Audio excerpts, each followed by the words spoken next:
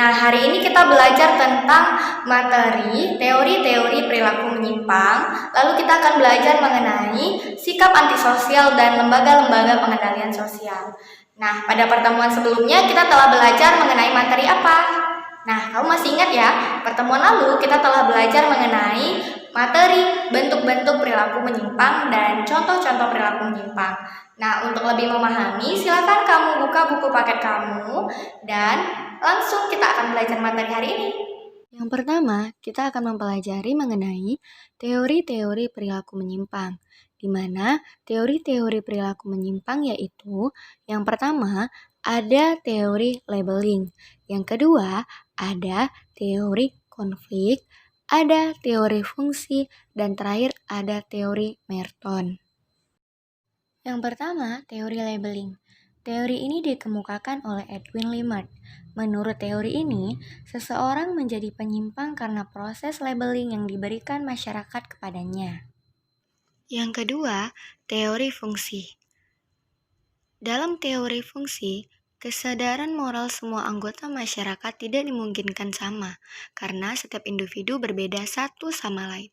Nah, perbedaan-perbedaan itu dapat dipengaruhi oleh faktor lingkungan, fisik, dan keturunan. Oleh karena itu, dalam suatu masyarakat, orang yang berwatak jahat akan selalu ada, dan kejahatan pun juga akan selalu ada. Durkheim bahkan berpandangan bahwa kejahatan perlu bagi masyarakat karena dengan adanya kejahatan, maka moralitas dan hukum dapat berkembang secara normal. Teori konflik ini adalah teori yang dikembangkan oleh para penganut teori konfliknya Karl Marx. Menurut teori konflik Karl Marx, para penganut teori ini berpandangan bahwa kejahatan terkait erat dengan perkembangan kapitalisme, di mana perilaku menyimpang diciptakan oleh kelompok-kelompok berkuasa dalam masyarakat untuk melindungi kepentingan mereka sendiri. Selanjutnya, menurut teori Robert K. Merton. Menurut teori ini, struktur sosial bukan hanya menghasilkan perilaku yang konformis saja, tetapi juga menghasilkan perilaku menyimpang.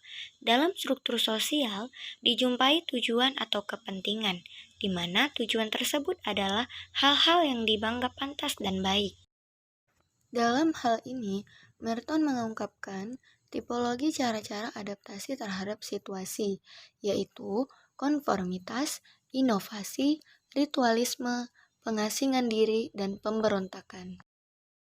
Selanjutnya kita akan belajar mengenai sikap antisosial. Apa itu sikap antisosial?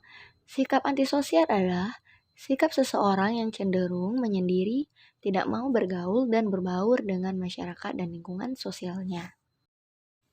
Selanjutnya, lembaga-lembaga pengendalian sosial. Yang pertama ada kepolisian. Selanjutnya, peradilan, tokoh masyarakat, adat istiadat, dan lembaga pendidikan. Nah, tadi adalah materi yang kita pelajari hari ini. Kira-kira apa simpulan yang dapat kamu ambil ya dari materi hari ini? Nah, tadi adalah teori-teori perilaku menyimpang, yaitu ada teori labeling, konflik, fungsi, dan teori Merton. Selanjutnya kita juga sudah mempelajari apa itu sikap antisosial. Dan ada beberapa lembaga-lembaga pengendalian sosial yang fungsinya untuk apa? Fungsinya untuk mengendalikan perilaku menyimpan yang terjadi di dalam kehidupan bermasyarakat. Adalah kesimpulan yang kita ambil dari materi hari ini. Adapun pembelajaran minggu depan kita akan belajar mengenai materi kemiskinan dan kejahatan. Ya, ibu selalu mengingatkan kalian untuk selalu menjaga jarak, memakai masker, dan hindari keramaian. Salam sehat!